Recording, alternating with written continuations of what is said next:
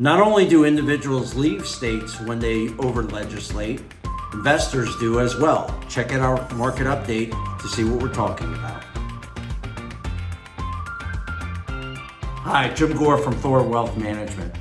Well, in the news you hear about people leaving high-tax states like California and New York and moving to low-tax states such as Florida and Texas, but investors do the same thing as well. And I think that this is very important from one of our Supreme Court justices back in 1932. Brandeis had a saying in one of his decisions that said that states are laboratories of democracy, where they can try novel social and economic experiments without risk to the rest of the country. And that's very important. The states make choices, and we see if those choices work out or not. Well, let's look at some of the choices that California and New York have made. California has overregulated their energy sector.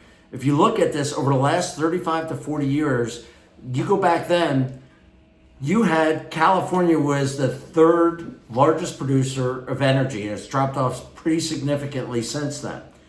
Also, they've closed refineries.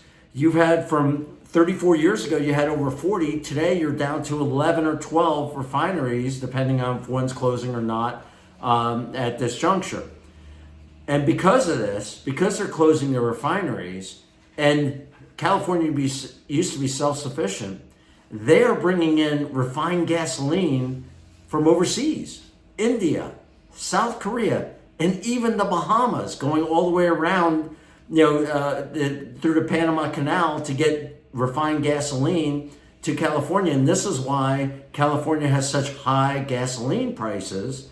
But New York is also doing some things, and they just came out, one of their agencies, the New York State Energy Research and Development Authority, so this is a state agency run by New York, that just came out and said, because they want to go to net zero carbon emissions at the end of 2030, so starting in 2031, this agency said that per household for heating and air conditioning, it's going to be an extra $4,100 a year, plus your gasoline prices are going to be $2.23 higher than the going rate.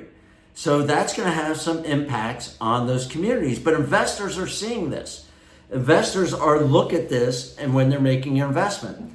And you can make an investment in what is known as an open-ended fund, mutual fund, where you make an investment into that fund, and when you ask for your money back, they sell some securities in there and they give you cash back.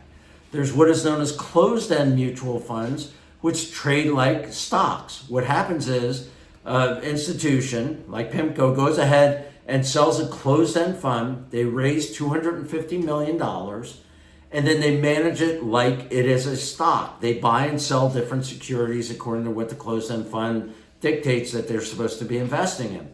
And you as an investor, in order to get your money out, you don't go to the fund, you have to find another investor to buy it, just like you're buying an individual stock. And sometimes these closed-end funds sell at a premium where you're paying more than the securities are worth. Sometimes they sell at a discount. Well, let's look at two of Pimco's funds, their premium discount. Let's first look at California. And you can notice here that it was usually selling at a premium, actually all the way to 2022, it was selling at a premium. It was selling at a 50% premium. Then at the end of 2022, they put a major climate packages that accelerated their transition dates to go to net zero. And you saw, look what happened to this closed-end mutual fund. It went from selling at a 50% premium, so if the assets were worth $1, we're selling for $1.50, to selling at a 10% discount. So those people that bought it when it was selling at a premium, so the assets are worth $1, they were paying $1.50. 2 years later, it's selling for 90 cents. And this is telling us that investors do not want to invest in California. All right? Let's look at what's happening in New York. In New York, you can also see that here's another closed-end fund. And you can see that historically it's been selling for the most part at a premium. Then in June of 2019, the legislature put in that they're going to be carbon neutral by 2030. What happened? All of a sudden, you're seeing these closed-end funds selling at a discount. In other words, investors are doing the same thing as individuals are. They're leaving these states because they're worried about these states not being able to pay back their municipal bonds, which, if you're a politician, you should be looking at this very closely, saying, hey, wait a minute, we got to be very careful, because if it gets too expensive for us to borrow money, we're going to be in trouble. Now, one thing I'm going to do in market updates now and in the future, I'm going to add one chart, just like I did in the last market update. You go back and look, 4 weeks ago, I talked about breakout in energy. Now, did I think we were going to attack Iran? No, but the charts were telling us energy was a good place to invest. This is another focus chart. So this is THOR focus chart, and I'm going to do it every market update. We all are reading stories about private credit. Private credit, we haven't liked for a long time.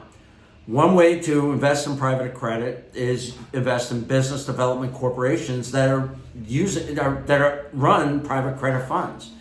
Now, you can see the last 6 months, the BDCs are down 13%. Keep in mind that's total return. They're paying an annual yield of 11%. So there's some significant drop off in the BDCs. They're still not attractive enough yet to get into those. If you have any questions or concerns and need help with your investments, as always, reach out to us at thorwealthmanagement.com or give us a call. Take care and talk to you in a couple weeks. Subscribe to the THOR channel today.